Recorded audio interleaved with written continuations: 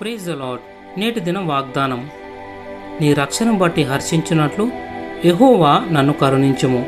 కీర్తనలు 9:13. పరిశుద్ధాత్ముడు పాత నిబంధన ప్రవక్తలకు ప్రత్యక్షత ఇచ్చాడు. పరిశుద్ధాత్ముడు మోషేను బలపరిచాడు. అలాగే ప్రవక్తలైన యెషయాకు, ఇర్మియాకు, యెహెజ్కేలుకు, దానియేలుకు ఇంకా ఇతర ప్రవక్తలకు పరిశుద్ధాత్ముడు ప్రత్యక్షతలను అనుగ్రహించాడు. దావీదు చక్కటి కీర్తనలు రాసేందుకు పరిశుద్ధాత్ముడు ప్రేరేపించాడు. ప్రకటన గ్రంథంలో రాబోయే భవిష్యత్ సంఘటనలను రాసేందుకు అపోస్తులుడైన యోహానుకు దేవుడు ప్రత్యక్షతలను ఇచ్చాడు.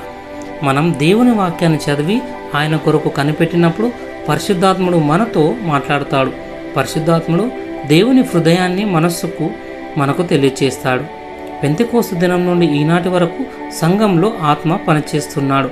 దేవుడు ఏం చేయబోతున్నాడో దేవుని ప్రజలకు ఆయన ప్రత్యక్షపరుస్తున్నారు. ప్రార్థన.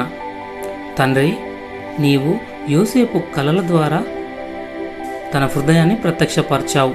దానియేలుకు దేవుడు దర్శనాల ద్వారా తన మనస్సును ప్రత్యక్షపరిచాడు. నీవు ధ్యానిస్తున్న ఈ పరిశుద్ధాత్మ ప్రత్యక్షతను నాకు అనుగ్రహించు. నీ ప్రజలమైన మాకు నీ మనస్సును తెలియపరచుటకు నీవు పంపిన పరిశుద్ధాత్మకై వందనములు. దర్శనం లేనప్పుడు ప్రజలు నశించిపోతారని నీ వాక్యం చెబుతున్నది గనుక నీ చేతిలో గొప్ప బలమైన పాత్రగా వాడబడినట్లు నాకు నూతన ప్రత్యక్షతను అనుగ్రహించుమని యేసు ప్రభుని నామంలో ప్రార్థిస్తున్న తండ్రి. ఆమెన్.